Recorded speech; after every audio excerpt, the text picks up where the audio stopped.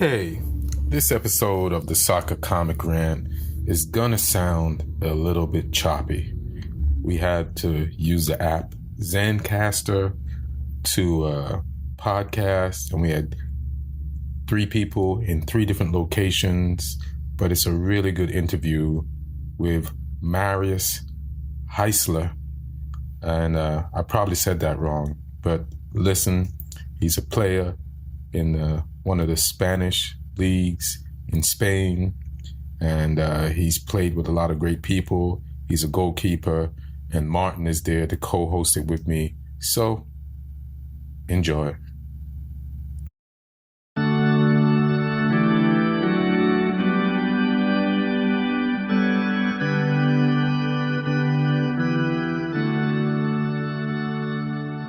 Hey, what's up, y'all? My name is Ian Edwards, and welcome to the Soccer Comic Rant. We are on unusual circumstances, but we forge forward. It feels weird plugging a sponsor in these times and asking people to use my promo code to go and buy jerseys, hoodies, tank tops, and tees. So excuse me on the Volley Apparel. I'm not going to do that at this time. We're just going to talk about not having soccer. And this podcast is available at allthingscomedy.com, and you can go there. And if in this time, if you need to laugh, there's a huge host of comics there, and you could check out their podcast. Bill Burr, Al Magical, Maz Jobrani. If you're into conspiracies, check out Sam Tripoli. And just the late, great Brody Stevens had a podcast there. And there's just a bunch of other podcasts. There's female podcasts there, female comics there. So go there and check it out. And I got two guests. One is a usual suspect, Martin. Yes, sir. Harris, what up? Journalist, sports journalist, and comic, an actor. What up, Martin?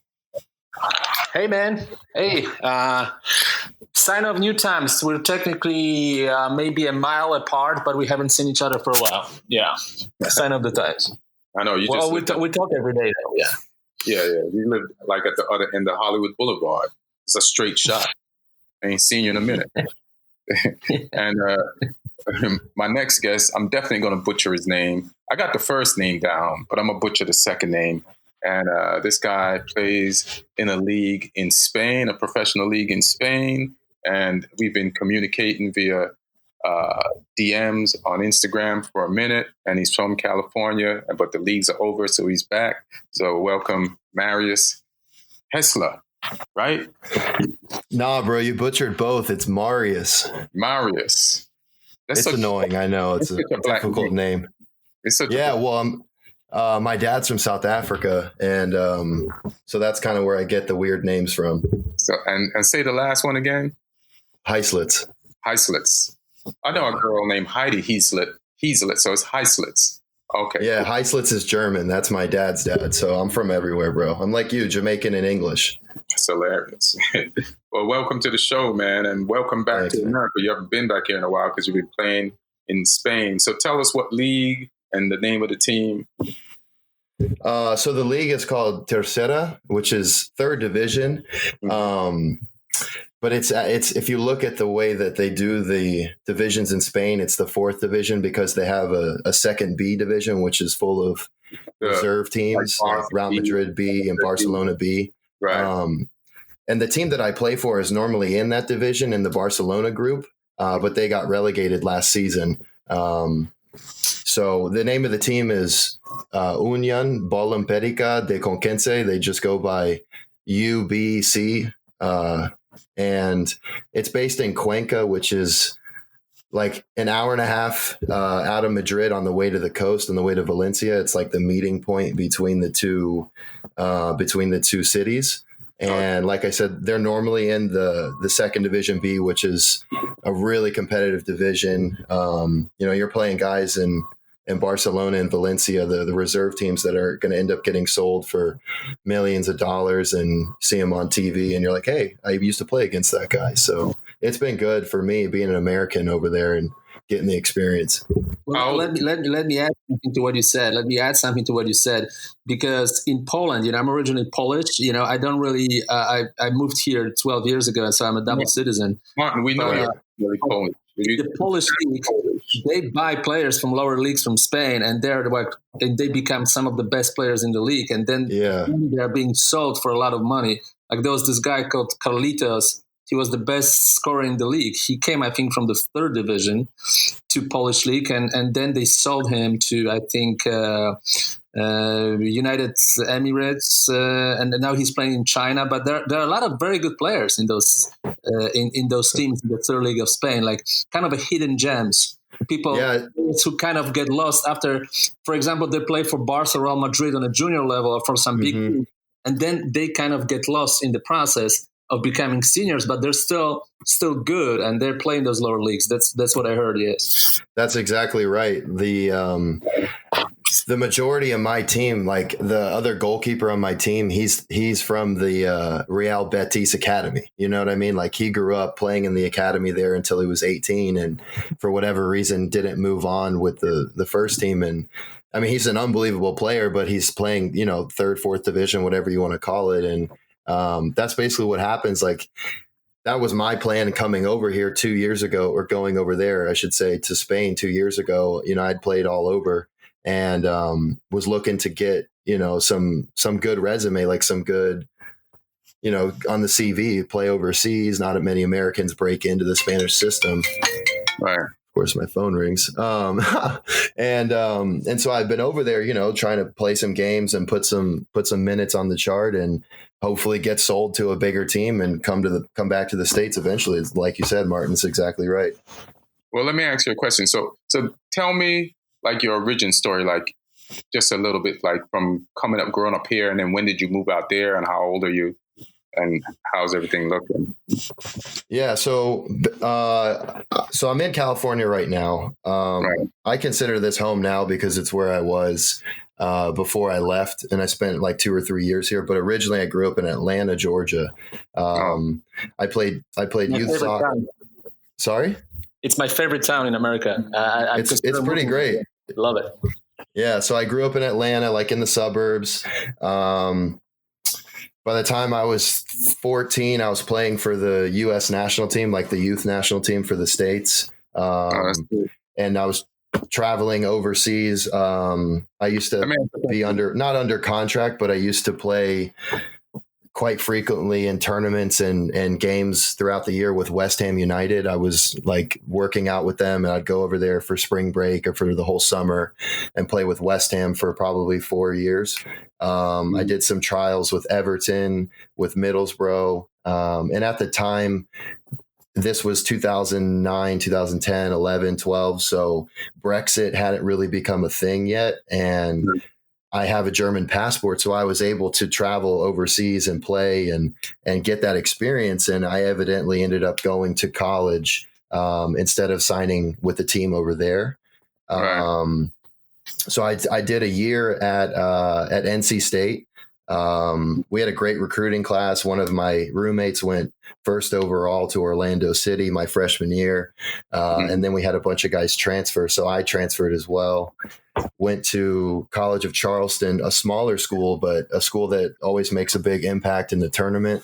And I was a starter there for a year. And then I kind of took some time off. I took like a good 2 years off when I was 20 years old, about 19, 20. I had some stuff going on with the family that I had to move back to Atlanta and take care of. And as some time went by, I kind of like was enjoying life, just being an everyday dude, like taking classes, going to college, like just back in Atlanta. And I kind of lost the drive and the passion that I had for soccer, and eventually got that back and signed with a team in San Diego, a semi-professional team that was like late 2017. And since then have been a professional status. And after 2 years in California, I made my way over to Spain towards the end of 2018. Let me ask you a question about when you played like under 14 for the U.S. national team. Like, is there any names or people that you played with there that you could see like in the MLS now or just anywhere? Yeah.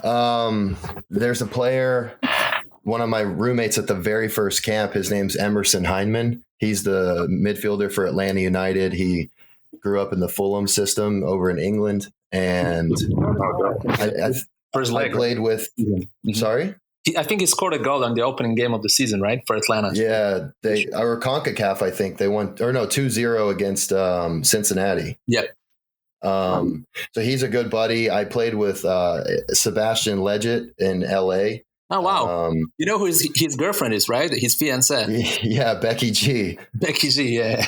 It's crazy. I'll see him post something, and then I click on her profile, and she's got like 30 million followers, and I'm wondering how he pulled this girl.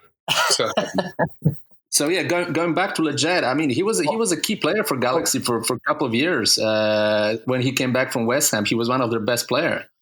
Yeah, well, that's where I met him. I used to live with him at West Ham. We used to live in this house where these two old people named Bob and Val would take care of us, make us breakfast. There was a van that would come pick us up. We'd go train with the first team, or this one, Robert Green was there before the World Cup.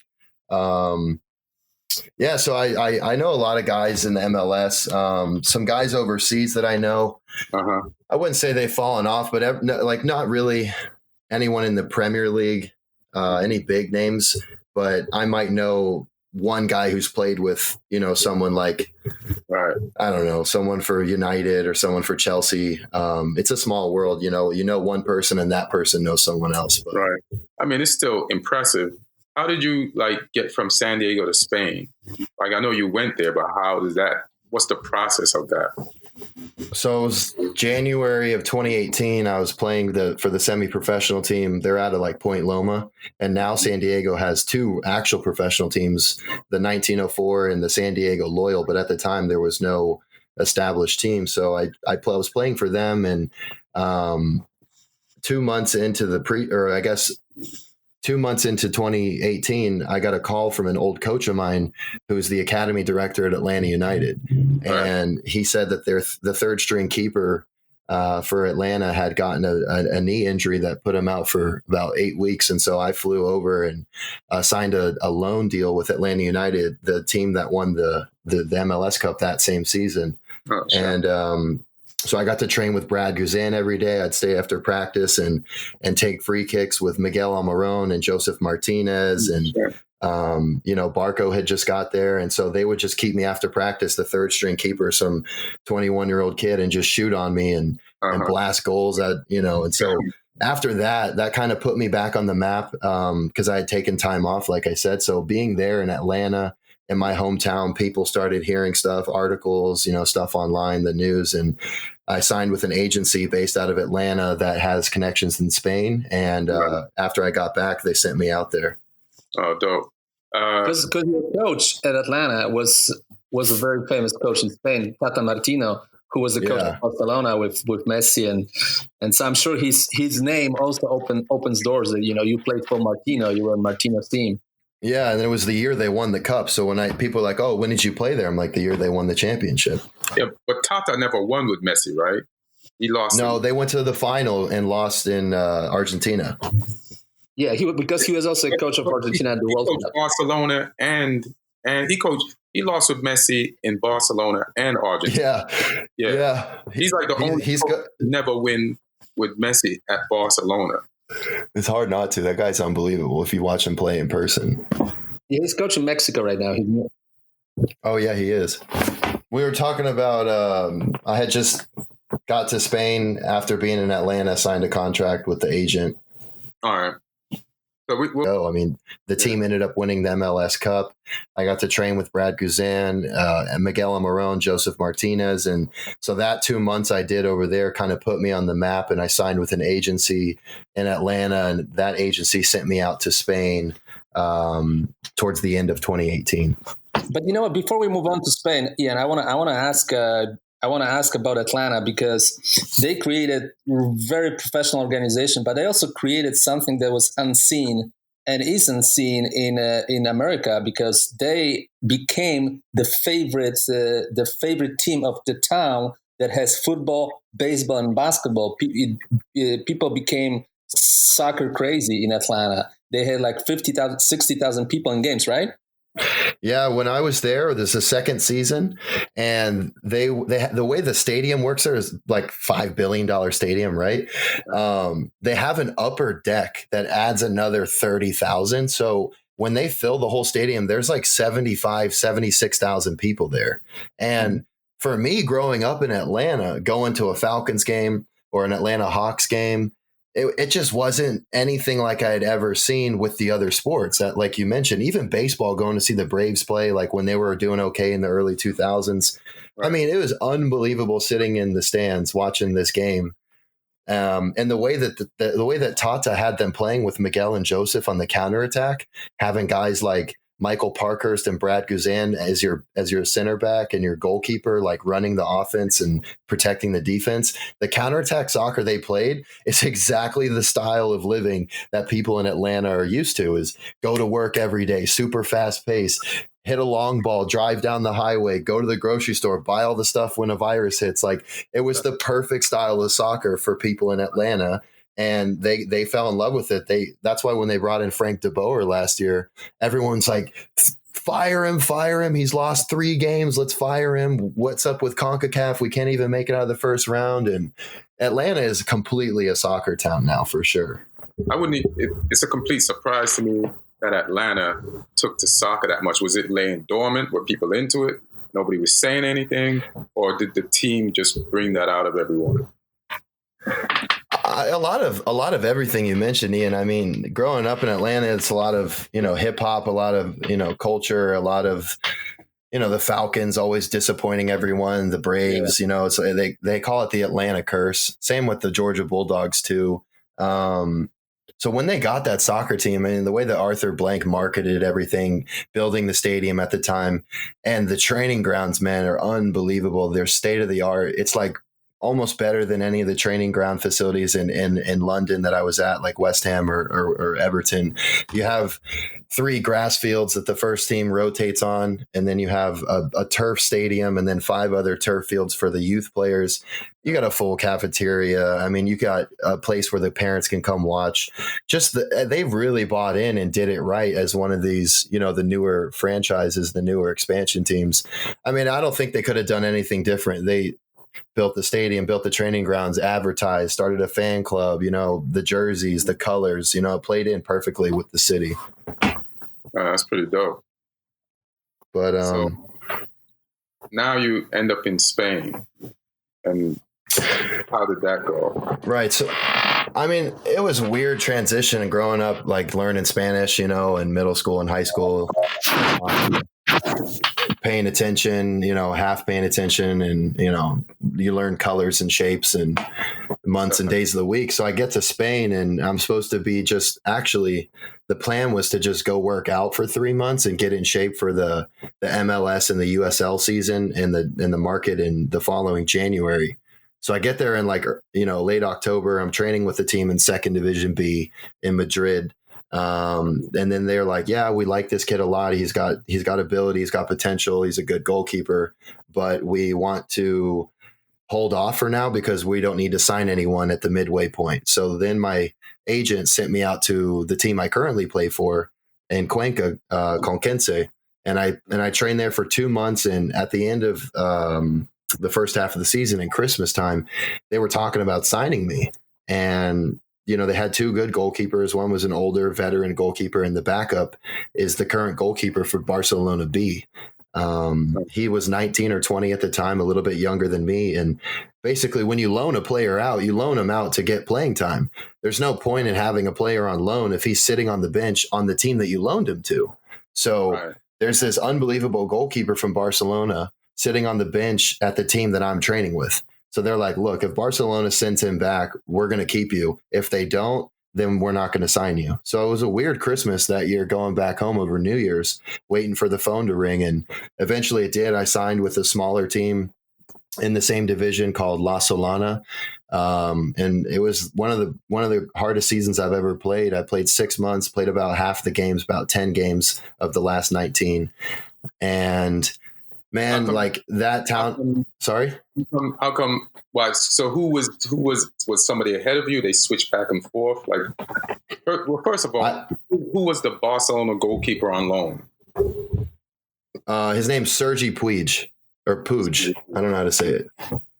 And where is he? But he's at Barcelona. He's the starting keeper for Barcelona B, and I'm sure he gets plenty of reps with Ter Stegen on a weekly basis. All right.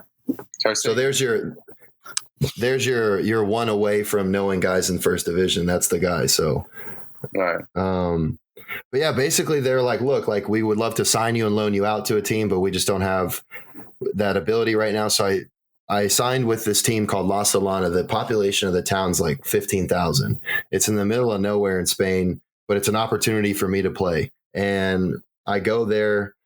It took about 2 or 3 weeks to get my paperwork released from the U.S. Federation to get to the Spanish Federation.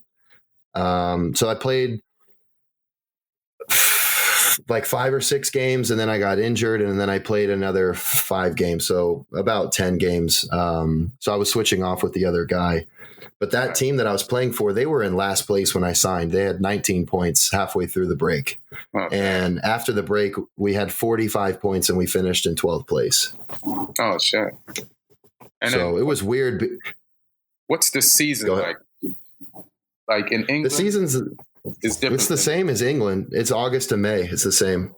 Do you get a winter break? The winter break, winter break for guys in like 3rd and 4th division, 2nd division, even you get a little bit longer to go home and stuff. You know, when you play 1st division, you're a guy like Griezmann or Messi, you know, or Ter Stegen. When you're on break, you're playing international games, you know, friendlies and qualifiers. So when they're doing that, we're at home chilling. Oh, okay. So basically I came back this summer, like a week after I saw you at the Comedy Store.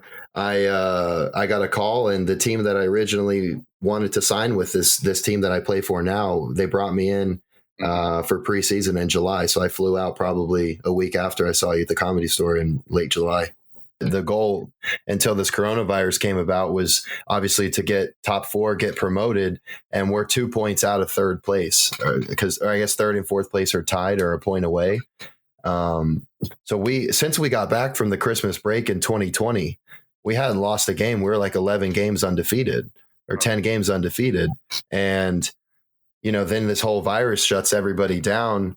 Everybody loses the momentum and kind of the camaraderie that we had going on, you know, in the locker room, on and off the field, going out as a team, going out to dinners, you know, working out together, doing stuff extra. The team really, we hit a groove when we came back from Christmas, and it's all come to an abrupt halt, man. It's crazy. Well, let me ask you a question. Like, you guys went down, right? So did you change a lot when it went down? Like, did they sell people, or did you keep most of the players when you went down? Like, how much does a team on that level? It's the way that these lower divisions work, and I'm sure Martin can attest to this too, in Poland or other countries that you're familiar with. Yeah. When the way these contracts work in Second B and Tercera is like, you sign for a year, and if you do well, it doesn't matter. Like, I did very well my first season there. You know, I had 1 or 2 shutouts, and I played some big teams like Toledo. I played Albacete, their B team. I played some pretty big teams and had some great highlights and great film, but they got rid of the coach, they got rid of the whole team and brought new guys in. And, you know, the team that I signed for, the one that I originally trained with 2 years ago that I'm playing for now, there's only 3 guys in that team that were there when I was playing with them last year. How do you deal with that? Like, seeing like your whole, like, it's funny, like, you're in the same place, the same building, the same facilities, but you only know 3 guys. Like, yeah, I mean, it's the newness of everybody around you, your coach, the person who's telling you what to do, how to train, and just the new personnel. It's a weird situation with my situation specifically, because the coach now, our head coach, was the assistant coach when I was there training. Oh, okay. The captain of the team is still there, and one of their, I guess not like a co-captain, but like one of the most veteran players in the team, he's now the general manager of the club. And a lot of the younger players that were U18s and U19s when I was there 2 years ago are now guys in our team that are regular starters.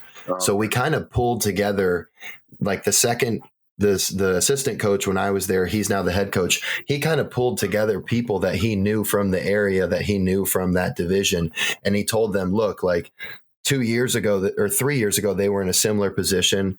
They had gotten relegated and they wanted to promote to second division. So he kind of got all these guys together that were on the team that had been in the promotion, the team that was in the promotion 3 years ago. And he brought them all back, guys in their later 20s, some guys in their mid 30s that have played, 15 years pro, 10 years pro. And he kind of brought all those guys in to kind of get us in check. I'm 24. I just turned 24 last week. Most of the guys in our team are 22 to 26 years old. It's just in a young age, but as far as experience goes, being 35 and playing professionally for 15 years, you're going to listen to that guy when he tells you, hey, look, these are the games we need to focus on. You can't lose at home. You got to win these games on the road, So that was kind of like the coach's plan in bringing everyone back together before we came to this abrupt halt with this coronavirus. It's been crazy. I don't take it personal. Everybody lost to the coronavirus. I know. Don't worry about it. But it's so much bigger. It's so much bigger than just sports. Like, right. Real quick, I'll just run down how it went for me personally being a player. Right. We play a game Sunday 2 weeks ago, not this past Sunday or the Sunday before. So 3 Sundays ago, which what day was that? That was the 8th. No. Yeah, it was the 8th. So we play on the 8th. I come home. We have our regeneration session on Monday, like normal. If you played a full 90, if you play a full, so if you play a full 90 or more than 70, play soccer, tennis, rondos, and you jog around the field, do some abs. If you're a part of the player who's not in the squad or was on the bench, and even some second team and U19 players will kind of get together and do some crossing and finishing, some passing drills. I'll do goalkeeper training. And even for goalkeepers, if you play a full 90, you still train the next day. There's no regeneration session for you. Yeah, I believe I get that. It's like a seat in the game, even though you're still working. You're not taking as many reps as the other guys, or you're serving more balls, but you still know you bring your gloves to practice. You're not wearing tennis shoes.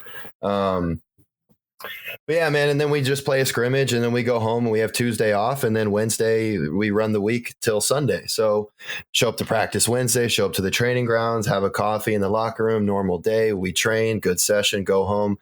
Thursday we show up to the locker room, and this is when everything changed. Right. Thursday we show up in the locker room and one of the physio comes in and he goes, hey guys, you don't understand, this coronavirus is real. Like, this is no joke. Like, you guys, we all need to go home. We all need to get out of this locker room. We're sitting too close to each other. As someone here could have it. You don't even know how bad this is. So everyone's like, fuck you. And they start throwing shoes and cleats at him and trash and stuff, like, just being funny. Like, cause they're like, dude, it's just a meme on Twitter and it's on, and then after practice, while we had been training, the general manager showed up, the president of the club showed up, the team doctor showed up, all of the trainers, everybody showed up, and they talked to us for a half hour about how to wash our hands, about how to social distance, about not leaving our houses. If you're from, if you're from Madrid, you live an hour and a half away, don't go home to your parents' house. Don't go home to your family. Stay right where you are, because this shit is real. And everyone still kind of didn't believe it. So I go home. My buddy in the team, there's 3 guys in the team from Mexico, and they call me and they're like, dude, we're booking a flight home. What's Marius, up? How many weeks ago was this? This was, so we played the 8th. So this is Thursday, the 12th. So not even 2 weeks ago. And I was in Atlanta today. Yeah. That's when you were in Atlanta, right? Yeah, that was when it all started happening. I think the NBA shut down. No, I know. NBA shut down on Wednesday. That was Wednesday. That was the first league that shut down. That was the Wednesday the 11th, because then that was the day when they had the game OKC against Utah, and there was a rumor about Rudy Gobert that got tested, but there's no result, and the result came right before the game, and they waved off the game with the fans already there. Right, that was Wednesday the 11th. That was Wednesday the 11th. Yeah. Yeah. Well, Okay. So then that was the Thursday. It was the next day when we showed up to practice, and that's when they were like, "This is serious. We're suspending all training for at least 2 weeks." so let me ask you, what was the feeling about the coronavirus before Thursday, the 12th? Like, I mean, what was man, like, before that? I was one of the guys throwing shit at the physio. Like, I thought it was a big joke. Right. I mean, no one told us anything. We did see that the Serie A had been canceled earlier that week, and I did watch Atalanta versus Valencia at my apartment, I think Tuesday night, with no fans in the stadium. That's the Champions League match, right? And players got infected, and because Bergamo, I was talking to you last week about it, but it actually got much worse since. It's Bergamo has the highest number of dead people, the highest ratio of deaths in the world from coronavirus. It's the European epicenter. So Atalanta went to Valencia, and while just playing a game, which I think is one of the reasons why we will not have games even without fans, because it's a proof. The game between Atalanta and Valencia was the proof that you can get infected just by playing the game. The Atalanta players infected some Valencia players, including Ezequiel Garay, who's now sick from coronavirus just because he played the game against Atalanta. So they spread the virus to Valencia players, and Valencia players, they might have spread the virus to regular people in Valencia. We don't know. That's what's crazy, man, is no one knew anything until I still don't think personally. I mean, I don't really follow politics. Like, I'm an athlete. I just do what I have to do on and off the field for my job. But I mean, I watch the news now. There's nothing else to do. But I don't think we really know still shit about this whole thing. Like, you can bump into somebody at the grocery store and it can be on your clothes for 6 to 8 minutes. Like, I don't know. I just read stuff and I don't know what to believe. But I think when they shut the NBA down, when they shut down Champions League, when they push back the Masters, when they push back, the Euros, man, to next summer, like, that's when people were like, look, we don't know how bad this virus is, but if they're telling us to stay at home, we should probably fucking stay at home. Right. So then they tell you, they have everybody together and they're telling you this information. Meanwhile, everybody should be not together. And then you go home. So you're living in an apartment. Do they put you up? Like, where are you staying in Spain? So I live with one other player who's from Lorca, which is a small town outside of Murcia, which is just above Valencia. So as soon as we got back from practice on Thursday, he got his television, his big TV, his PlayStation. He packed all of his suitcases and he drove home, man. He talked to his dad, and his parents were freaking out. They're like, "You're not staying there by yourself." They provide us with apartments and housing and stuff. And he's like, "I'm going home, dude." I was like, "Yo, it's not that bad. Like, it's going to be like a week or two. We'll be back practicing." A day later, I was online looking at flights to Atlanta and LA, like a day later, because now Spain's under lockdown. There's over 1,000 cases in Madrid. And this was less than 2 weeks ago. If you look at the stats now, there's like 10,000 in Madrid. More than that. So I booked a flight home, and that's the one thing I wanted to talk about, especially openly here, is how scary it is, man. Like, how much fear that this whole thing has instilled in people. I show up to the airport at like 5 a.m. My flight was at 8:15. I walk in and you just see people hiding in corners behind check-in booths. People are hiding behind the self check-in kiosks. It was crazy to see it in person. People wearing the Walter White Breaking Bad meth cooking suit with the goggles and like the hazmats and dude, it was crazy. Like, you're standing in line for security 20 feet apart because nobody wants to stand next to anyone, because I look at you and I think you have it, and you look at me and you think I have it. Okay, so here's official news from Spain. Let me just say this. Hold on, Martin, with your doom and gloom. The statistics. The fucking statistics. 30. Hold on with your statistics. It's almost like how does TSA really, how are they effective in a world where if somebody goes through, and normally if you go through and you beep, they want to pat you down. It's like now they're just like Fuck it. Go ahead, bro. 33,089 plus And 4,517 just on Sunday. that's all of Spain? Yeah. Deaths, 2,182 plus 462 just last night. Almost 500 people died last night from coronavirus in Spain. Martin, way to bring everybody down. Thank you. I'm just saying that, It's not funny, but it's funny that you're doing it. someone listens this in South Florida and some other places where people go out and are just think they're invincible. I mean, those are real stats, so think twice. It's funny, and the podcast is also about levity. And you're like, fuck this. Let me tell you how many people are dead, because that's what's important to me. It's like, Yeah, bro. we have to warn people. I mean, but now let's, just we did it. The facts are there, and like we can go, All right.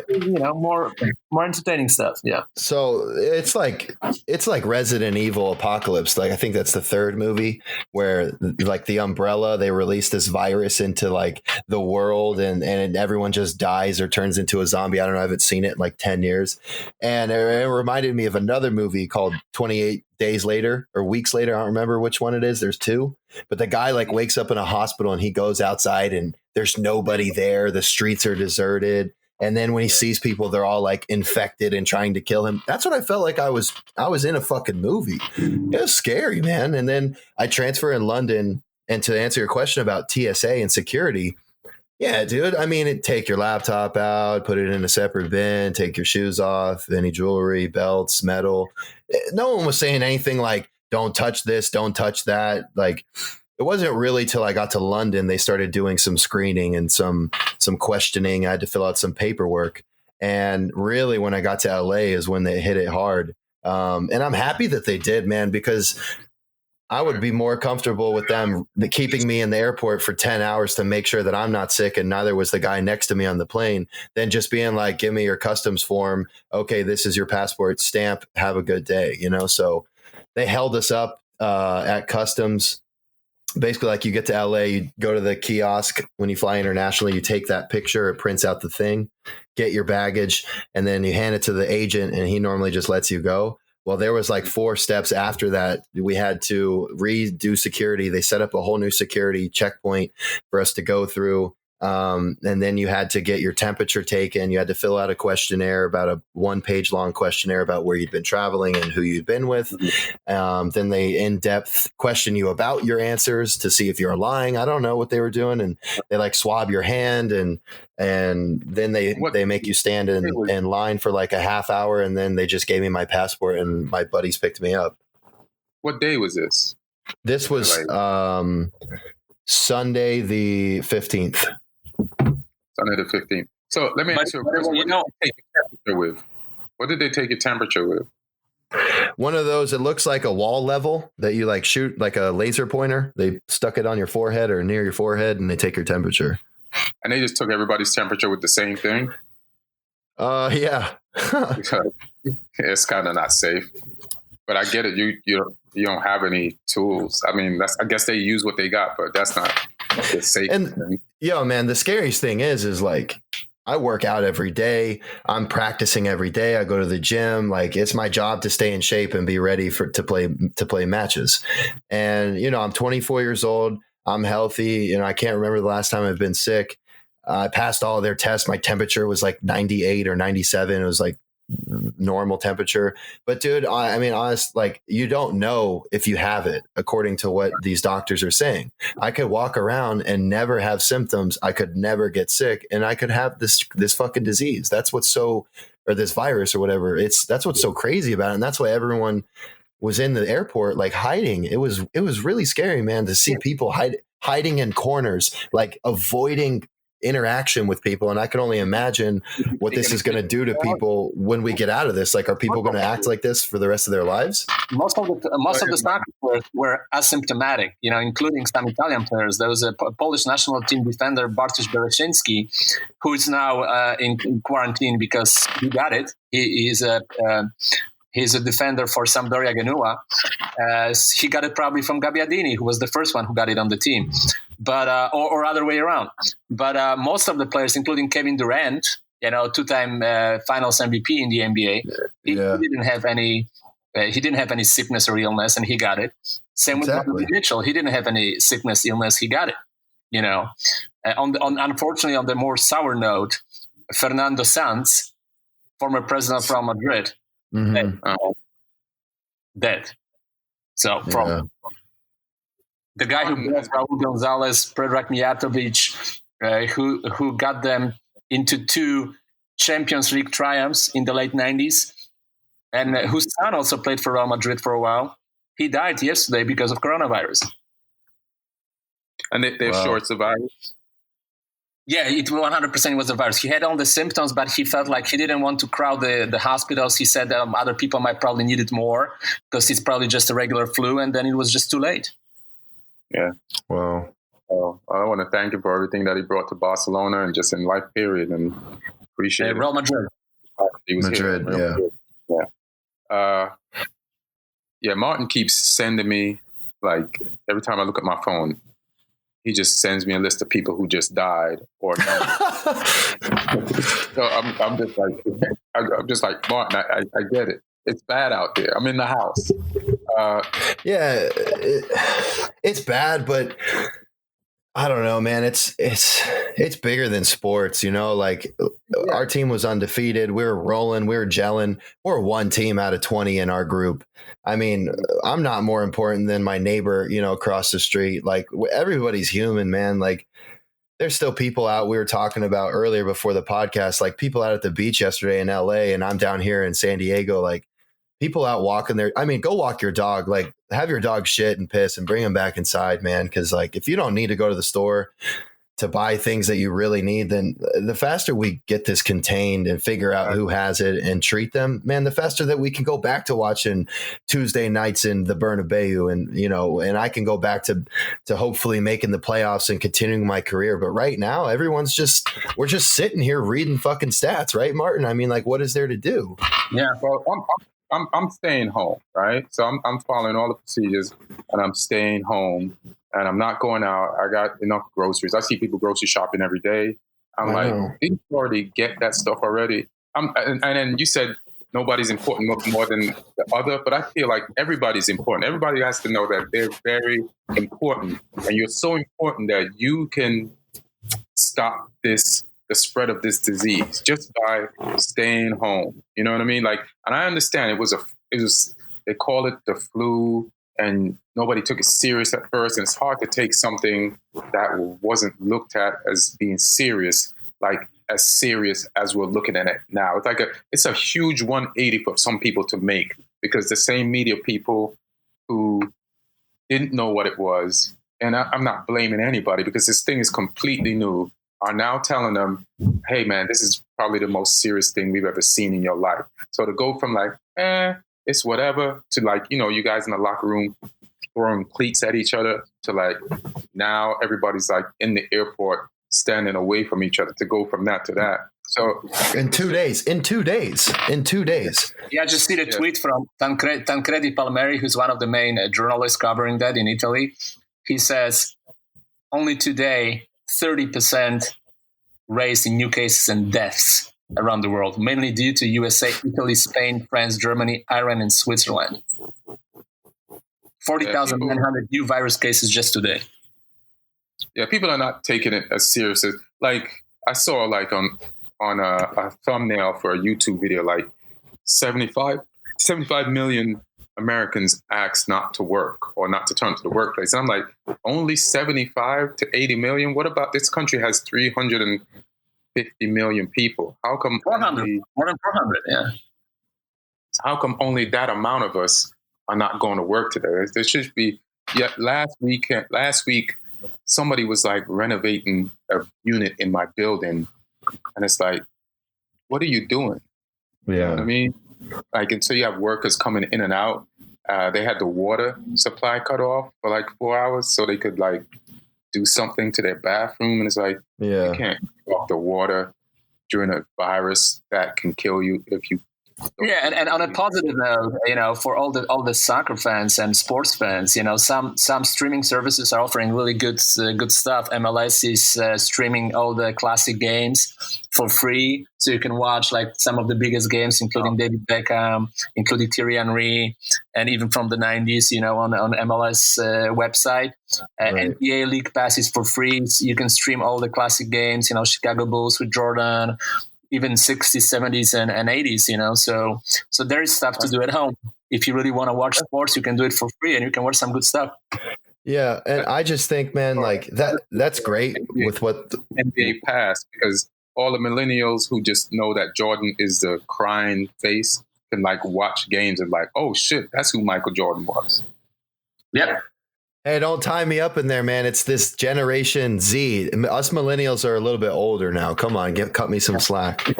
I don't know, man. Do you know who Michael Jordan is? I know who Michael Jordan is. Come on, bro. Right, good. I got to ask on an individual basis. Yeah, that's fine. Well, I don't know you too well, but I was gonna say, man, like Martin's, there's tons of things to watch on TV. You're watching Disney Plus earlier. I'm watching Netflix last night. There's so much to do to kill time, but it's so much deeper than just killing time and waiting for this to end and waiting for the government and the doctors to figure this out.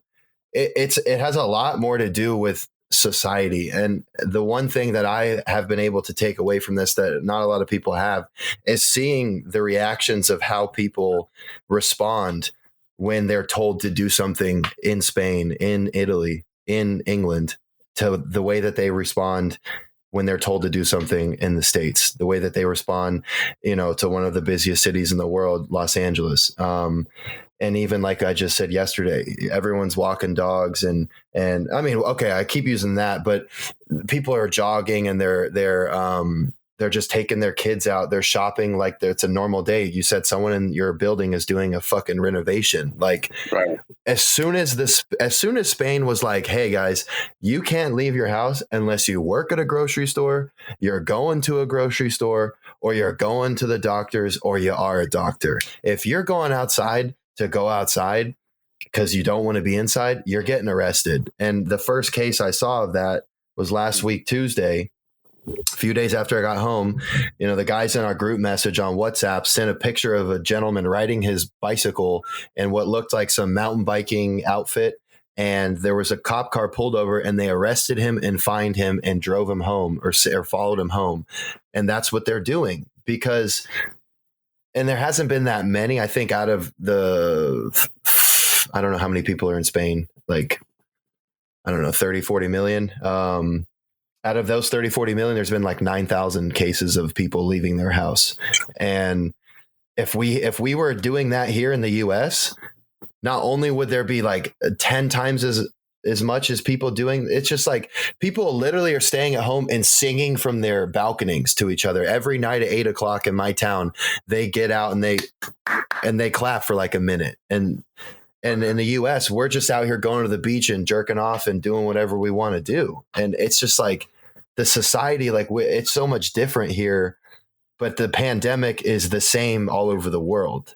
And that's what's frustrating. What's the general differences between just people in Spain, like on a regular non-pandemic season? What's the difference do you see, like being in Spain and how Spanish people just are compared to how American people are? It's a lot. No, it's a lot different. It really is a lot different. Everyone's familiar with the siesta, the nap, the midday nap. You have all your places of work, your retail, your malls, your grocery stores. Everyone opens at 8 or 9 o'clock, and everyone's open till about 2. At 2, you can find tumbleweeds rolling around the city because everyone's at home eating lunch, doing laundry, taking care of the kids, going to exercise. And then at 5 o'clock, you go back to your store, your sunglasses store or your coffee shop or your bar, your restaurant, and you open up until 8 o'clock, 9 o'clock. And then you go home and you have dinner at 10 or 11. So much different than the United States. You're up at 6 o'clock. You're in the car, traffic on the 101 or the 405. You're fighting down Laurel Canyon to get to West Hollywood, like whatever, right? You get to work, grind all day, half hour work through lunch. You come home at 5, you're tired. You go to the gym and then you're asleep by like 10 o'clock. You have dinner at 6.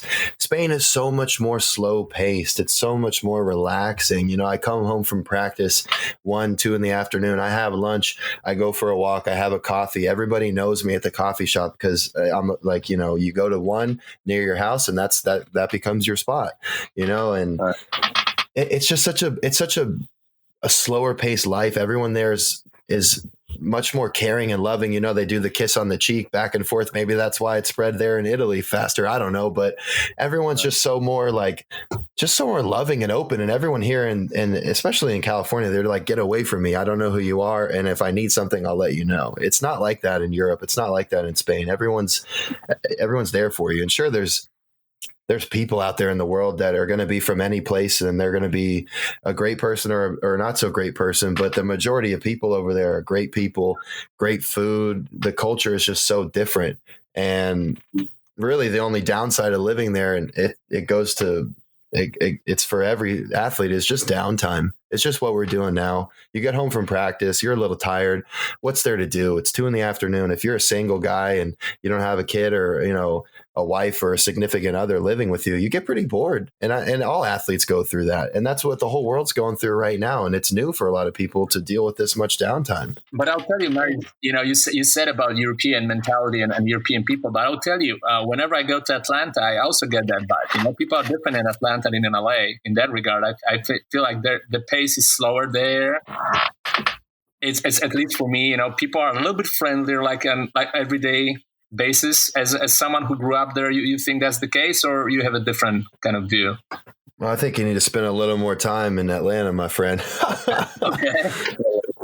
I mean, dude, like I said, there's nice people in the world wherever you go, and there's not so nice people wherever you go. I just think for me, when I'm in California, I'm so much more relaxed because I'm comfortable with the scenery.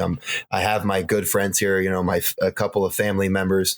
So I'm comfortable here, but for someone who's just going to visit Spain, like for you to go visit Atlanta, I think you really need to live somewhere for an extended period of time to really get to know what it's like there. I don't think you can base an opinion on how Atlanta is and how people are in the workforce and the way they drive in traffic, based on maybe a week or two on vacation. So for overall, I mean, I don't know, Atlanta in the city is crazy, but the suburbs, Metro Atlanta outside the perimeter, it's a lot more relaxed and more of a loving community. But for me, the city is crazy. Everyone wants to rip you off. Really? Yeah. I mean, LA has a bunch of hustlers, and people came here to make it, and they're trying to. And just listen, our society is too capitalistic, and there's a reason why it's capitalistic. Is because you don't have like social services to like protect you if you fail business-wise or making money to support your family. It's a dog-eat-dog world, this country. Right. We could do better. Like Bernie, and I'm not on any party's side. I look at like the best models for countries in the world. And like, I watched this documentary about Denmark and how people there, they're not stressed. You know what I mean? And they love living there. And the quality of life is better. It's like, if we're America, why don't we aspire to the best quality of life? I don't think even rich people are happy because they always seem to just want more and they never will have enough. And then so that they're not happy, they're squeezing the lower classes and they're not making the lower classes happy. And I just feel like, you don't want a virus, but since we have one, I want something good to come out of this. I want people's mentality. I agree, man. I agree 100%. 100%. It's just how we do this shit. It's not working. It is not working. And this virus thing is not an accident. And I say it's not an accident. It's not an accident it's not an accident because we are so greedy and we use up all the resources. And it's like somebody, if this comes from a bat in a market, like Mother Nature, like stop. If that's the case, if that's an official version, if that's the case, No, it is that is the official thing, but I'm still putting an if on it. That is the official thing that says it's from urine. Like it's one. They say one guy like had in the market had bat urine or feces and touched his face, and then it starts spreading, which sounds crazy. Wow, that's the official thing, but I don't know if that's really the official thing. But I think we just depleting the earth anyway, and we just need to slow the fuck down, Spain style, and be more loving towards each other. Yeah, man. Like this lifestyle. I mean, I grew up here in the States, man. Like, Ian, you grew up in England or in Jamaica? I grew up everywhere. I grew up in England. I grew up in Jamaica. I grew up in New York. And I as an adult, I grew up in California too. As an adult, like I've been here like 20 years, you know, and I've learned. Yeah. So that's how I feel too. I spent every summer, spring break in Italy. I didn't say that earlier. I played. I had a contract for Empoli FC. Oh, wow. I think they're in Serie A right now. Yep. When I was there, they were in like Serie C or Serie B. I had an offer to sign a youth contract with them and a possibly a pro at the end of the youth contract. But it was so crazy at the time. I was like 15 or 16 and I was going to have to move my whole family there. So we didn't end up doing it. Interesting. We couldn't do it. Empoli is known of promoting a lot of young talents. They promote a lot of young talent and sell for good money to other teams.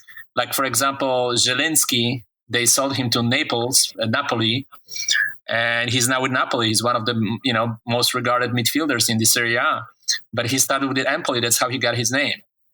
Right. That was the plan. Like with Empoli and West Ham was, you have Lampard and his father, not Ashley Cole, Jermaine Defoe.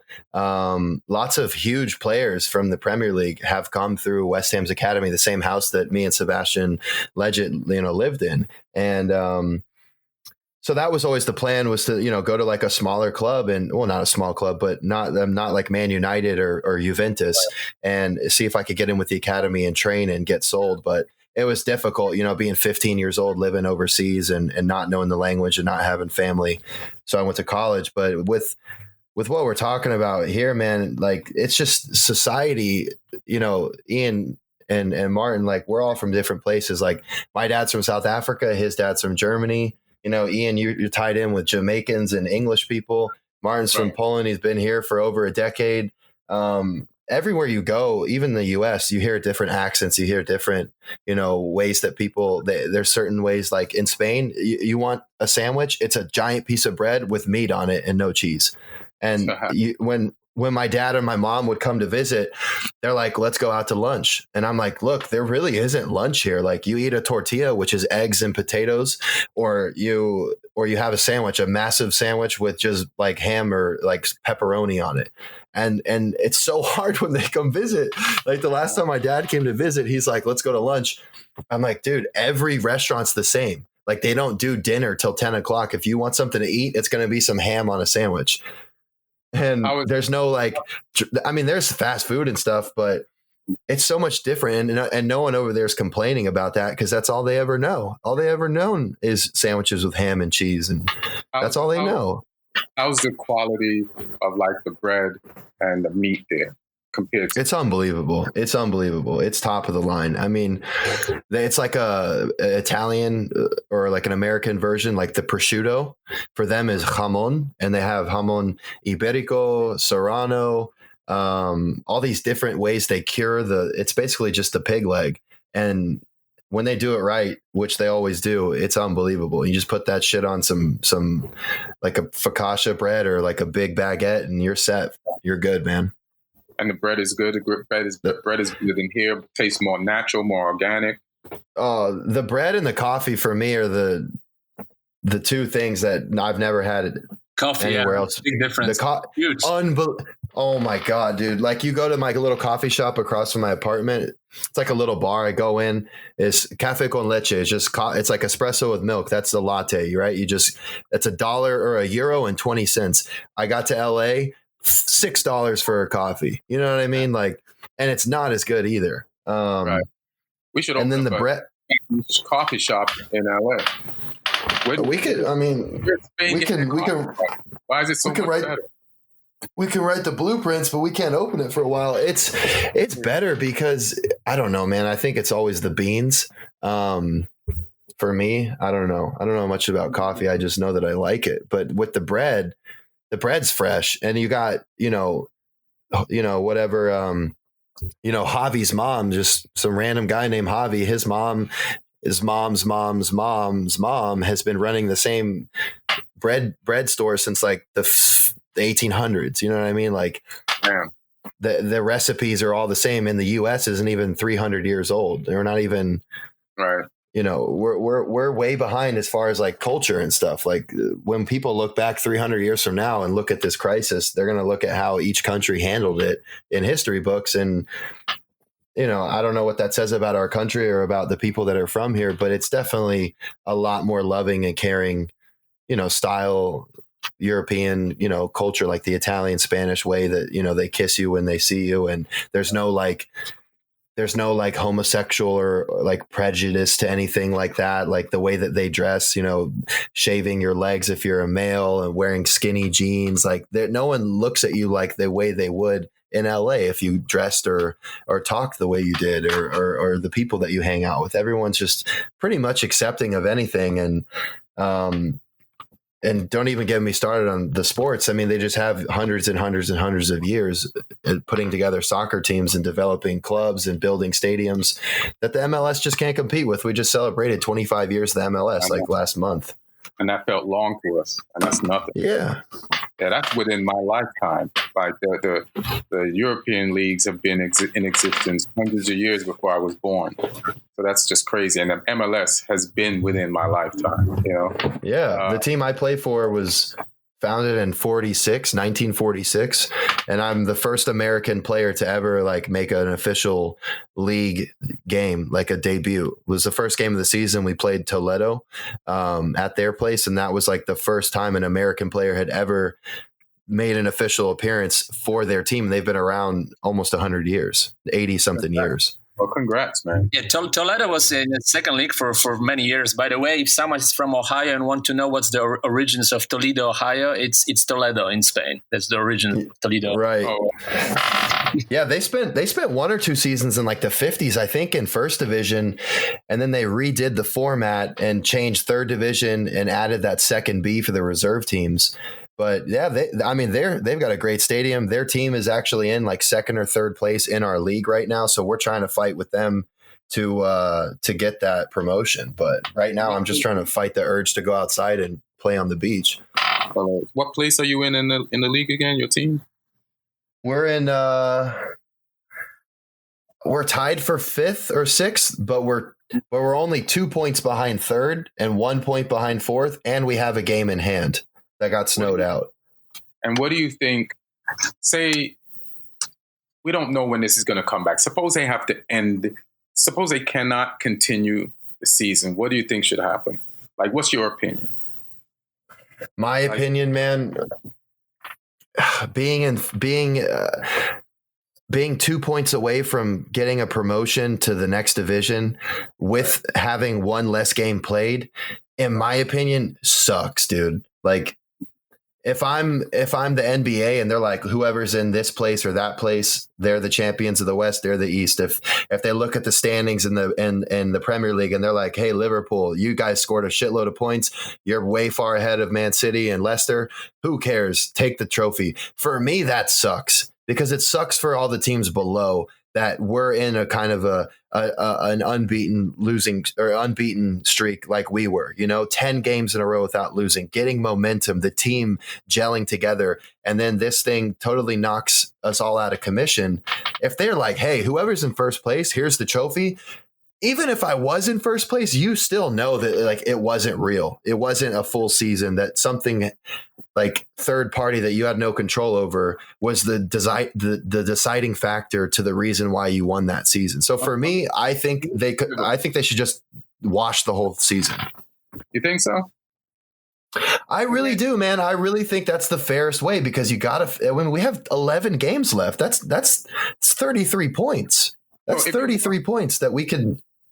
but here's the thing. So you watch the season, right? So you said it feels unfair if you don't get the chance to compete and get out of the group. But if you watch the season, you stay in the group, and you have to do it again next year. So why not, if you're willing to stay in the group next year, if they watch the whole season, why not let the teams that are ahead of you just get out?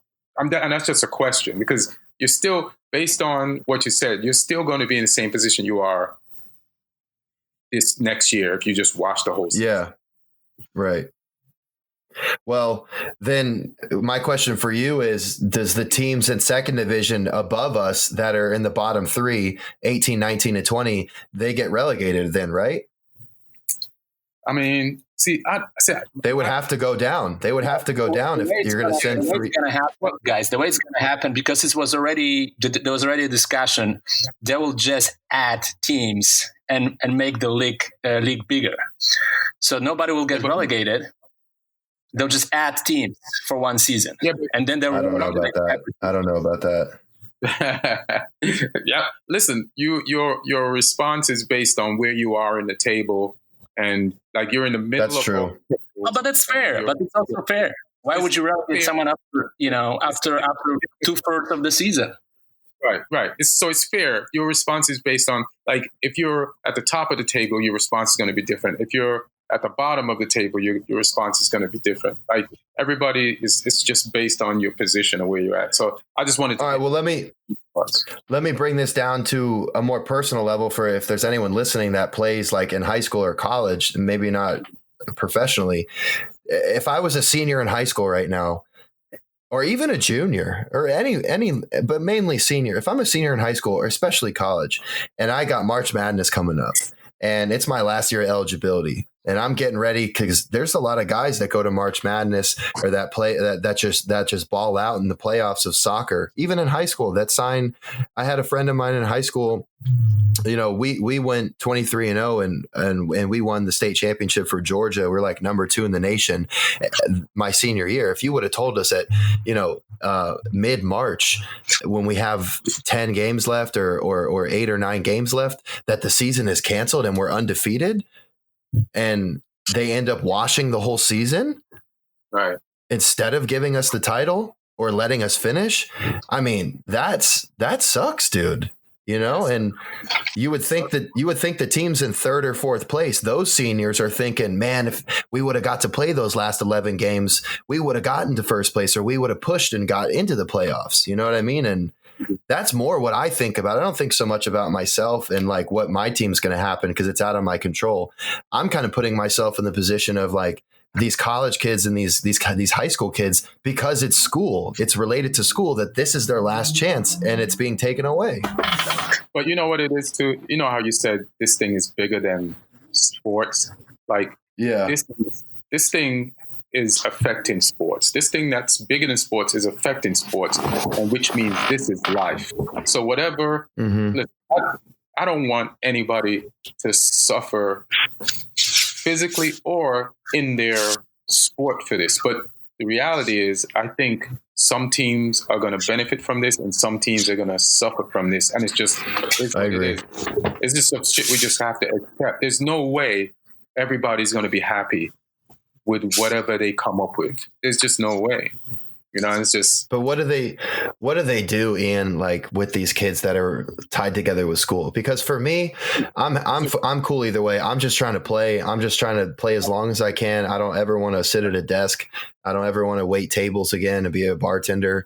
I just want to play soccer. So if our team gets relegated or we get promoted or we don't go anywhere, if they watch the season, if they keep us where we are in 5th or 6th place, I'm going to be cool with it. But I wouldn't be cool with it if I was in high school or I was a senior in college and this was my last chance to play in front of, my friends. That's the only thing for me that, yeah, the virus is bigger than us. This pandemic is way bigger than sports.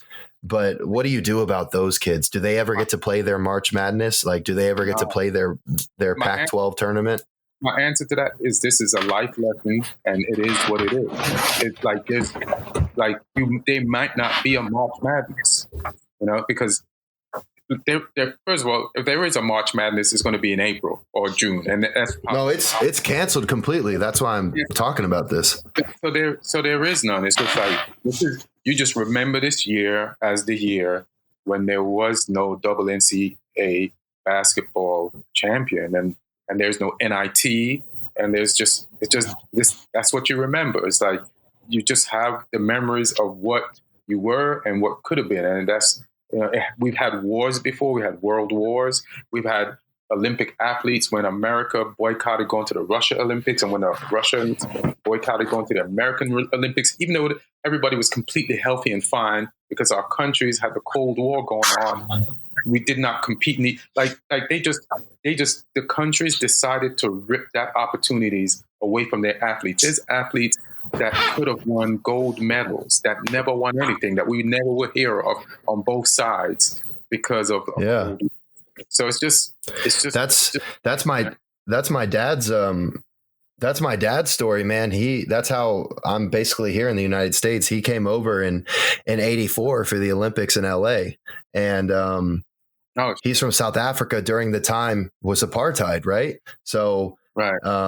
There was the slavery, apartheid, Mandela, everything going on in South Africa. And my dad trained for 4 years. He qualified. I think his best marathon time was like 2 hours and 4 minutes or something crazy. He qualifies, he gets to LA, and they're like, hey, you can't run because you're white and because you're from South Africa. And because of what you guys are doing over there, you're not allowed.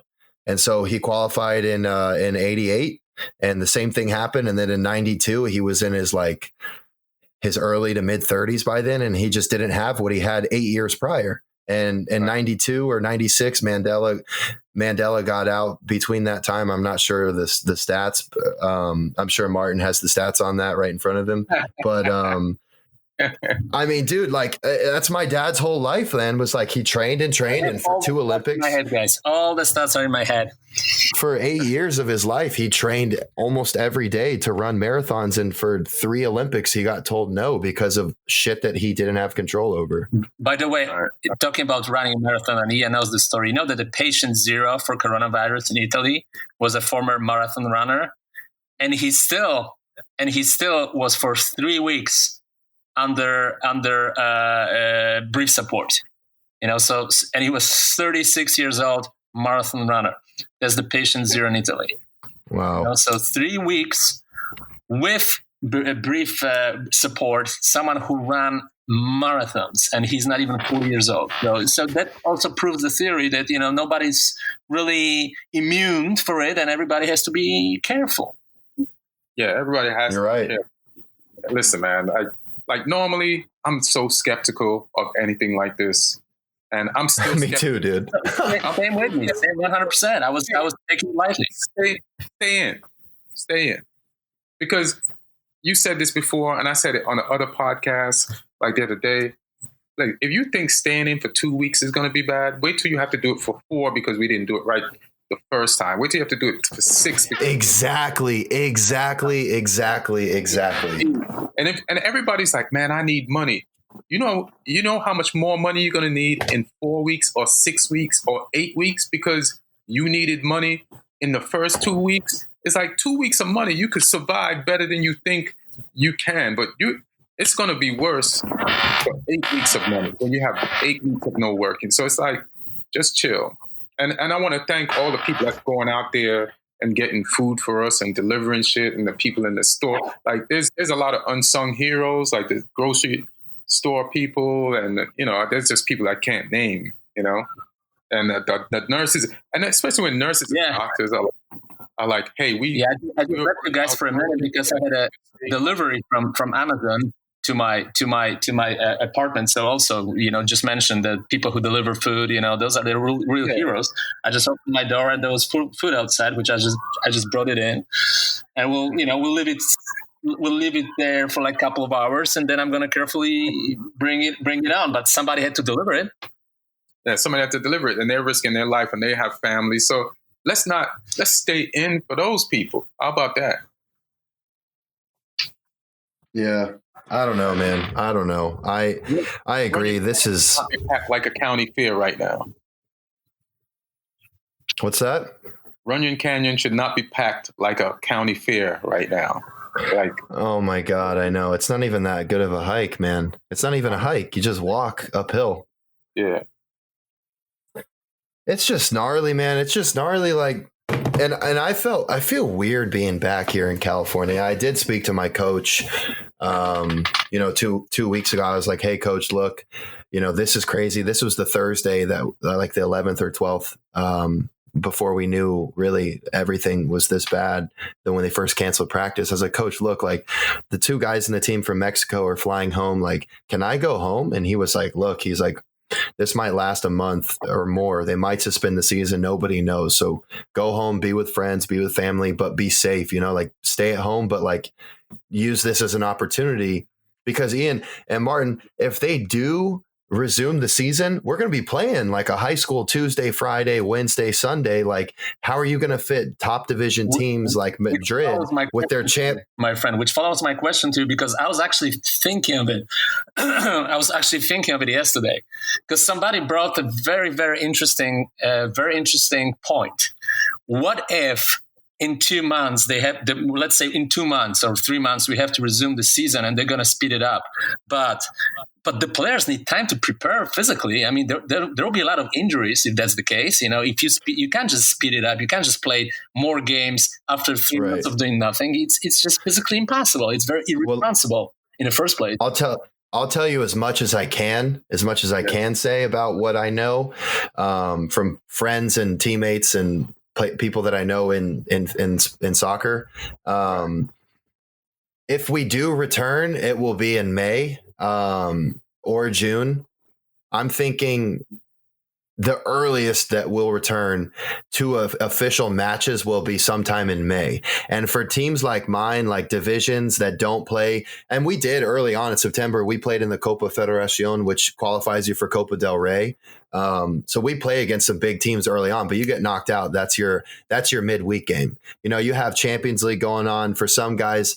I think Ian, United was supposed to play Norwich in the FA Cup.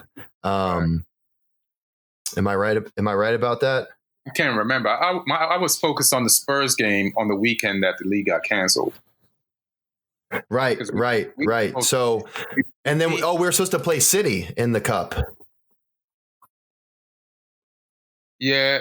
We're supposed to play City. In the league. Well, yeah. Well, regardless, you normally play, if you're a big first division team, if you're a top 5, you play Wednesday and you play Saturday or Sunday.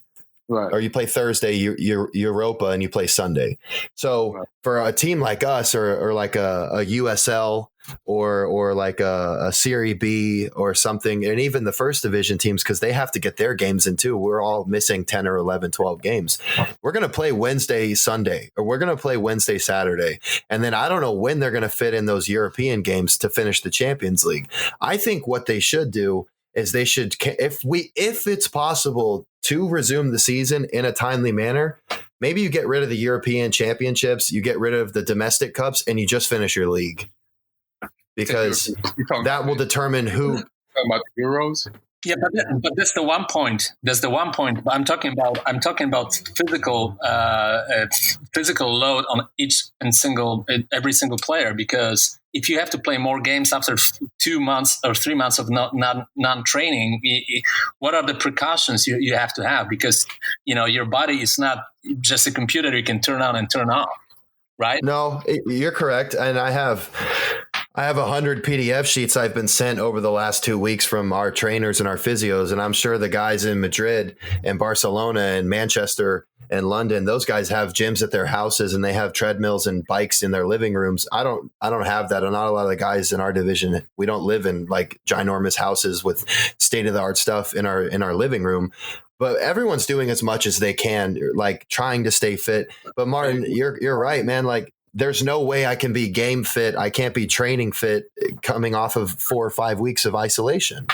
Do you have a routine or something to keep you like limbered up and like in shape, just in case? Yeah, we have, day one, Monday, day two, Tuesday, like core, one more focused on lower body, one more focused on upper body. It's your normal, what you'd think like functional movements, on like a yoga mat. You're doing push-ups, you're doing sit-ups, you're doing, planks and stuff, trying to injury prevention, squats and stuff, but really it's all body weight stuff. And unless you're, have access to a stationary bike or a treadmill, you're supposed to stay at home. No one's going to the park and kicking the ball. Nobody's, like going to the gym. Everything's closed. Everything's shut down. So when you, like Martin said, when we come back 5 weeks from now, not only have we not seen each other or interacted, which goes a hell of a long way on the field. If your team doesn't get along in the locker room, you guys might not want to pass the ball to each other. I've been on teams like that. And that's a real thing too, that not a lot of people know, is like the stuff that goes on off the field is almost more important than how the team gets along on the field. And that chemistry is going to be broken too. So it's going to be really weird to see what happens. Well, let me know if you want to borrow an elliptical. I got one. I was watching Lukaku being interviewed by Ian Wright via Skype, and they're very friendly with him. Oh yeah. And Lukaku's like quarantined away from his family, just to make sure he doesn't give him anything. And but he's at Inter, and they send them food, and they also ask them if they need a treadmill, and they send all the players like treadmills to where they're at. So I get it. Like if you're in a lower league, that's not happening. But at the top leagues, like, you need a treadmill? Boom, we'll send it to you. Ride this. Hell yeah. Or here's a routine, do that, and blah, blah, blah. But that's how it is. That's how it is with everything. Like you travel to games on a plane, or you take a bus 9 hours, or you stay in a 5-star hotel or 3-star hotel. Or the apartment the team gives you is all for you, or you share it with 2 people. It's just the higher up you get, the more luxury it is in any job. I mean, right. Like you're not doing 1 a.m. spots. Like you're probably getting on at 10:30 or 10:15, right? Or 9:45. You're not doing the last spot. Spots are like 11ish, but I told them not to move them because around 11, people know. Around 11ish, there's less people and you can experiment more. And I mean, I want to experiment more because I'm going on the road. And I want to have more new material to do on the road. So, yeah, I mean, bro, I've been following you for a while. I know you used to go on the road with Rogan like a long time ago. And then obviously when I saw your special this summer, and I was wondering, I was looking for other stuff. I mean, you like a little bit older than me, and I hadn't seen anything else out. And I was like, this guy's one of the funniest comics or comedians. I don't know which one are you supposed to say. Just say one of the funniest comics against a Martin can hear. I agree. I mean, you listen. you have to. One thing you have to know about Ian, that he's by far the biggest soccer fan among comics I know. I mean, there are some soccer fans in comedy world, but it's not the number one sports. I would say you will find a lot of football fans. You'll find a lot of basketball fans. There are few soccer fans, but the soccer fans they're legit. And that's why I watched a lot of games. I know that. That's why I was drawn to it. And it's so funny. I was telling this earlier. I don't know if it's when we got cut off or not, but Rick Ingram not opened up, but he was in the 15-minute slot before you. And his last piece of crowd work was him making fun of me because of my hair. Because I'm like, I don't know. And the guys next to me, he's like, who are these guys? And I was like, oh, this guy's my manager. This guy's my agent. And he's like, well, what do you do? And I was like, oh, I play soccer professionally. And that was his last bit. And then when you came on stage next, you started off, you're like, hey guys, what's up? Oh, we got a soccer player here. That's cool. And I wanted to fucking jump up and be like, yo, he was talking about me. And then you went into your bit about the Lakers tickets, and that had me dying all night. But yeah, I don't know any other comics or really anyone else with any sort of fame that talks about soccer. I'll tell you this though, comics in England, most of them are actually soccer fans, and I met one because I used to work at the Comedy Store in the past. So I was hosting a show there, and I had this guy named Bishop. That was the time when Steven Gerrard was Galaxy. So I talked to the guy, and he's not known in America. But Beckham. He's got a huge following in England. He performs. He's like number one comic for Liverpool fans. He performs in front of them. And so after the show, I'm asking me, where are you going to go now? He says, "Oh, I'm staying at Steven Gerrard's house. So I'm gonna go there." They were like best friends. So. Was that Des Bishop or somebody else? His last name was Bishop. That's what I remember. Was his hair white? Reddish, kind of. All right, it's not Des. But I know he's like performing for Liverpool all the time. Oh shit, it's pretty dope. Yeah, he's got like 6 million followers on Twitter. Son of a bitch. I hate him. And he's a Liverpool fan. Liverpool I guess. Yeah, and Ian, bro, I'm a Man United fan because Manchester's red, and that's been my team since I can remember, bro. You've lost me here. But I knew there was something I liked about you, man. I saw it's like isn't it in your bio on Instagram or something? It might not in mine. If it's it should be. Yeah, man. I mean, God, and really, what did it for me was Cristiano. I mean, I was like 9 or 10 years old, 8 or 9 years old, and I was a little bit older. But I first remember watching Champions League final against Chelsea. You know, that season, that 2008, 2007, 2009, that groove that he was in before he went to Madrid. Right. And I stuck with it ever since. It's like being a Tom Brady fan, and now you're like, what are you going to go follow Tampa Bay, or are you going to stick with New England? You know, so I'm sticking with New England, but Tampa Bay will be my secret second favorite. Oh, you're so annoying, dude, and I'm just as annoying. I'm just as annoying as you. I'm just as annoying as you because I'm going to do the same thing. Exactly. You want Brady? I want him to win the Super Bowl. I'm going to be fucking Tampa. NFC South, baby. Let's go, baby. You know why? Let me tell you about Man U. I remember my first game I've seen Man U. The first game I've seen Man U in my life was when they won Cup Winners' Cup against Barcelona, and Mark Hughes scored 2 goals in the final. I remember that. Ronald Koeman scored 1 goal for Barcelona and 2 goals for Mark Hughes. And then that was early 90s. There were very few video games. They were all only for Amiga. And there was a game called Manchester United Football, where the only real names in the game were Manchester United players. Everybody was playing Manchester United because they had the real names. And they didn't have license for other teams, so they had all fake names. So I remember I was playing the game a lot, yeah. And who did you play with, Manchester United? Yeah, because they only had that was the only team with real names. The other teams had fake names. Yeah. So on the low, you're a Man U fan. Did they have Spurs? And no, I was never a fan. I was just playing the game. Wait, Martin, who's your team in the Prem? Spurs. Oh my God. Yeah, I know. Yeah, deal with that. Do you like Mourinho? Don't get into it. Just say yes or no. Well, I mean, I'm here we go. I'm semi-happy that he's got a little bit more time to figure it out right now. You know, I hope he's doing a lot of thinking. You know, like I hope he's doing a lot of work right now at home. So no. I mean, I was very optimistic, but my optimism kind of was challenged in the recent weeks. I would say very challenged. He's damaged goods. He's unbelievable, but he's a little bit damaged. He's like an injured player. He's coming back from a mental Achilles, and he's come back too soon. He's not completely healed. He's not going to give you the. What do you mean he's coming back too soon? We might not play until September. He'll be perfectly fine. Nah, bro. You know, Ian. You know, the whole time he was at Manchester, he lived in a hotel the whole time. Was it one of Gary Neville's hotels?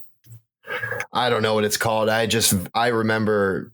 I don't remember the details, but I very remember the moment I read the article about when he left. Right. He stayed in some like apartment style room inside of a hotel for like over 2 years. He never bought a house or rented anything. Stayed in a hotel. Why? Because he has a place in Chelsea. Like he has a residence that he owns like around Chelsea. So I guess he didn't want to own 2, but you know, he's rich enough. Come on, dude. You give me Mourinho money, I'm going to get myself an apartment, man. I mean, he got to spend it on other things apparently. And it wasn't worth it to him to get something in Manchester.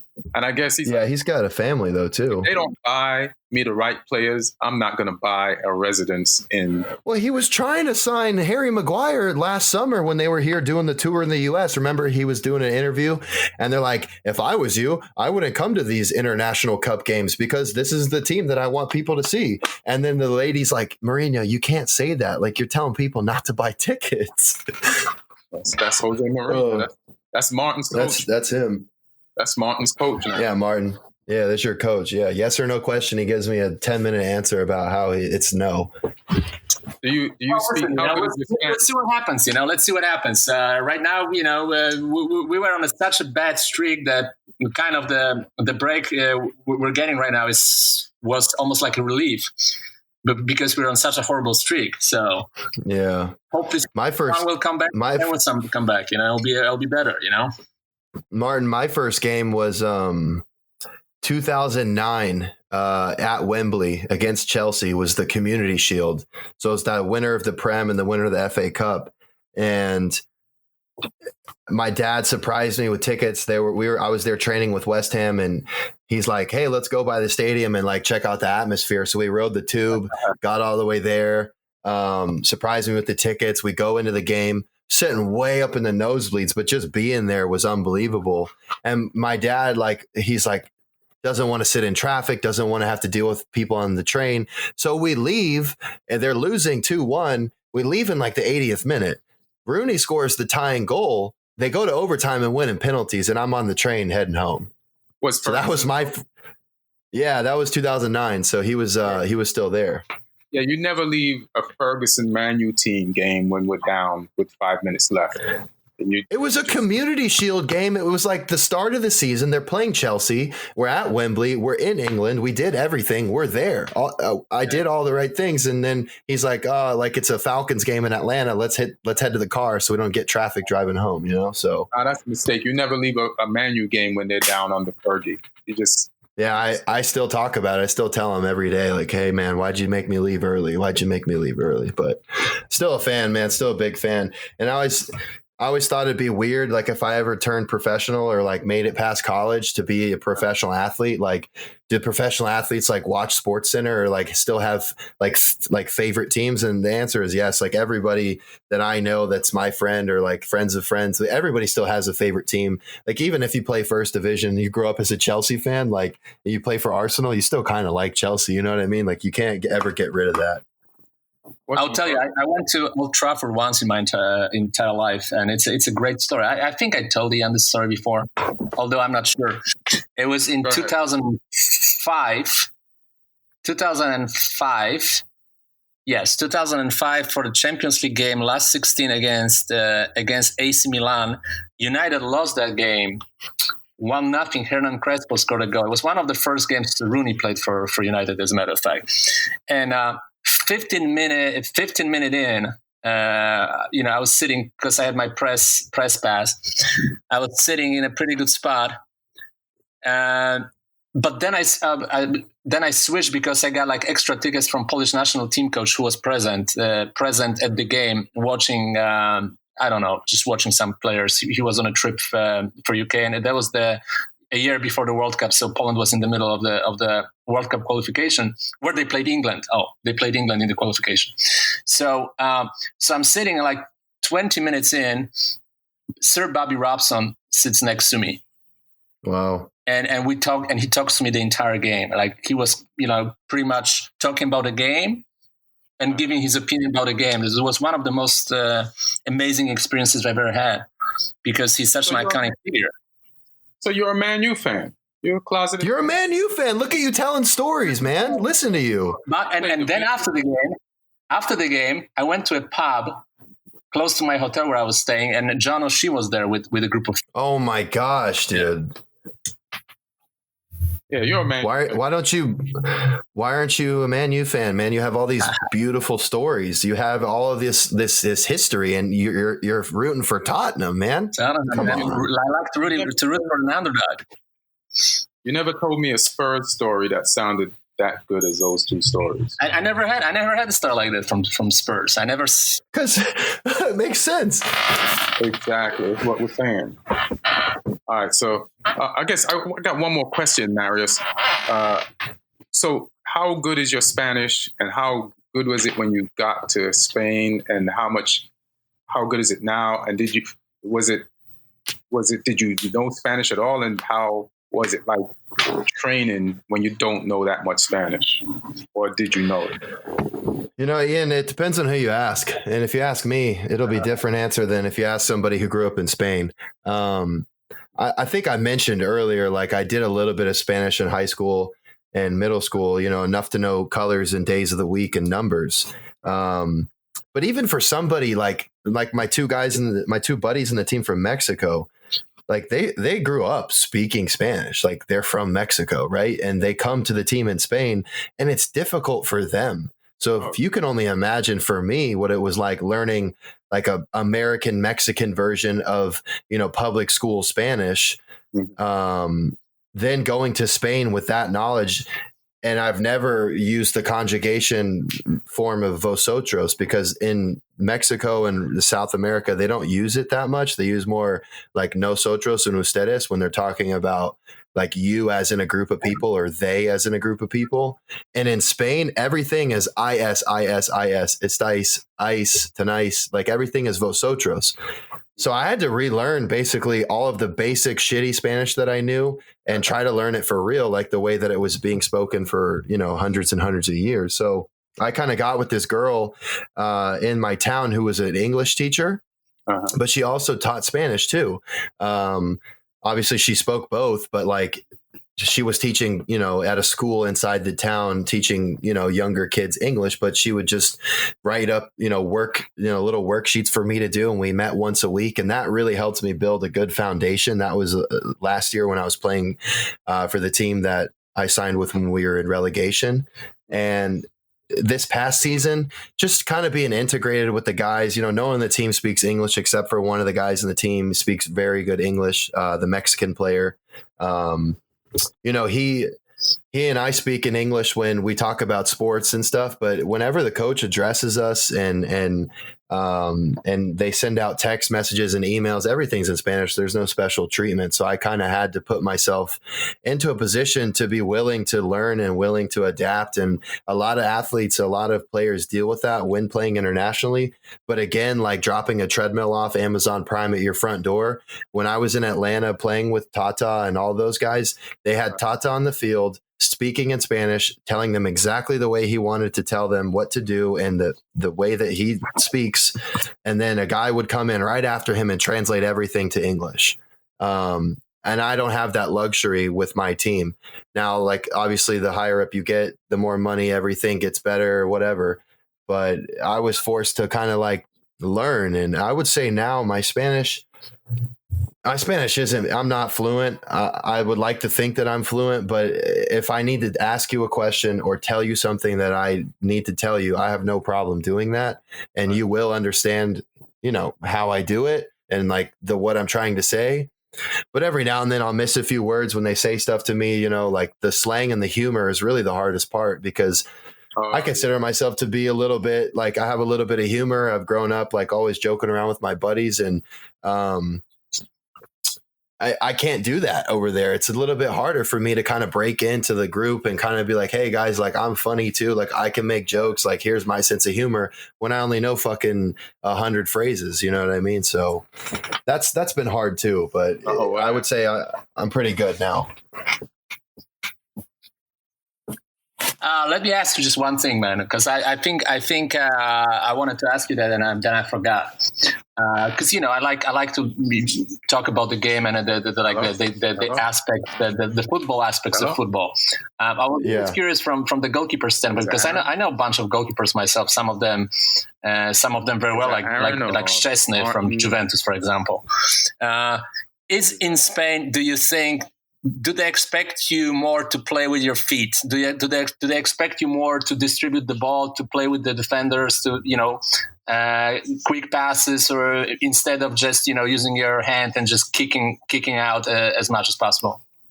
Yeah, I'm actually surprised we didn't touch on this yet. We kind of jumped into the Corona thing quickly, but yeah, man, like I explained early on, the other goalkeeper that's with me here is from the Betis Academy, and that's a great academy. And he's unbelievable with his feet, unbelievable. And being a goalkeeper, it's not necessarily like how technical you are with the ball, but your confidence, because I don't have much time to get the ball from my right back and get it over to the left back with a couple of guys running at me. So the first touch is like the most important thing. And growing up in the States, your teams, like your head coaches, those guys aren't normally like implementing playing out of the back as much as the directors or the board wants to tell the club, like, hey, like, let's play out of the back instead of boom it. But I actually had a goalkeeper coach growing up who's played for the Brazilian national team. He played for Botafogo, for Flamengo Zico Academy. His name's Jose Marcelo Gaucho Pino. And he runs a massive soccer club in Metro Atlanta. The only thing I got from him growing up as far as footwork was a side volley. So heading over to Europe at a young age with the side volley in my arsenal had me stand out. But then still, even Brazilians playing out of the back up until the early 90s, when you could pass it to your defender and they could pass it right back to you and you could pick it up on a goal kick. What he would do in Brazil that he taught me is they would give you the ball. If you have the ball in your hands, hit a side volley. There's no need to hit a ping or a driven ball from the ground.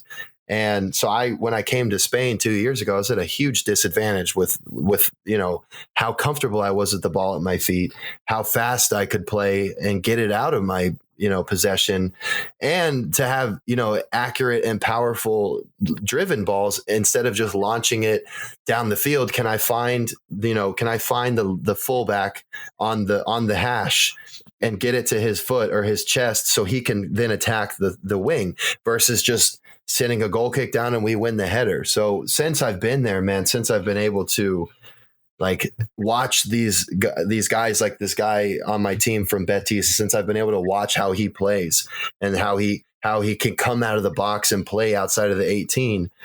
I returned home over Christmas and trained with my same goalkeeper coach from Brazil. And he was saying, like, he's never seen me kick the ball like this. He's never seen my first touch like this. And I don't notice it because I'm there every day training with them. And I feel like I'm a step below because they're all, pretty technical. Right. But to hear the feedback from him after being over there for a year and a half was good, man. And I prefer that style of play. Like, as a goalkeeper, if you can, especially with the new rule, you can pass the ball inside the box. The way that we take our goal kicks, our center defensive mid will stand right next to me to where we could high five. And I just put my sole of my boot on the ball and I roll it to him. He plays the midfielder and we play out, or he plays the left back and we play out. You know what I mean? Like, that rule has really changed the way that goalkeepers have to play with their feet now too, because we can pass the ball inside the 18-yard box and it doesn't have to leave the area.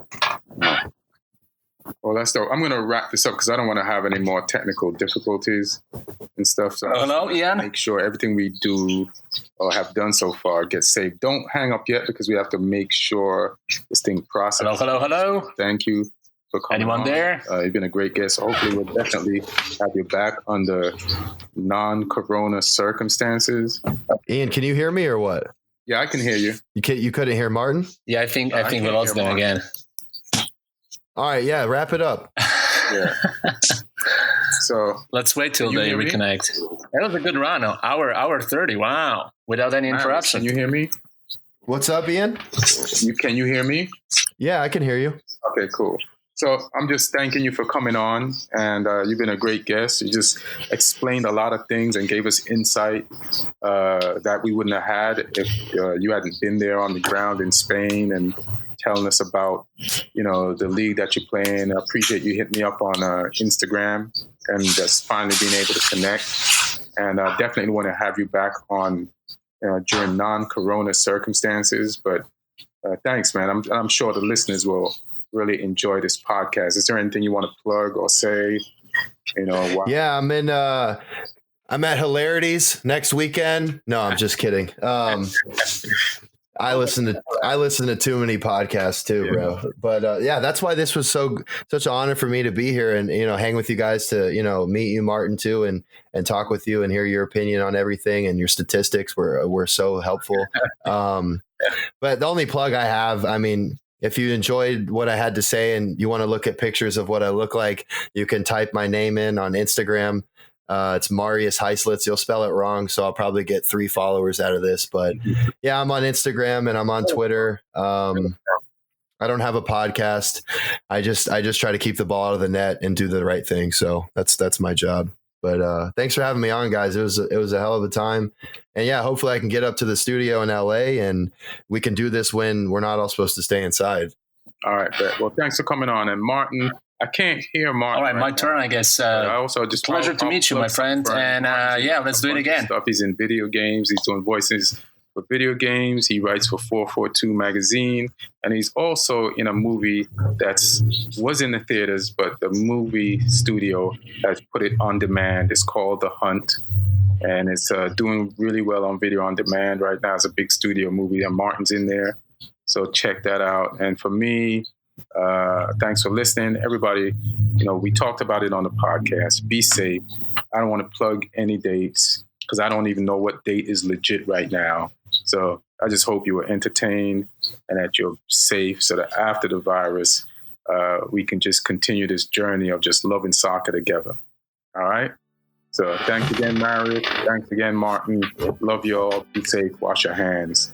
Right on. Yeah. Wash your hands. Stay at home. Yeah, man. Stay at home. Late. See ya. And thank you, Aaron Brungardt, producer. Appreciate it. Yeah, Aaron. Shout out.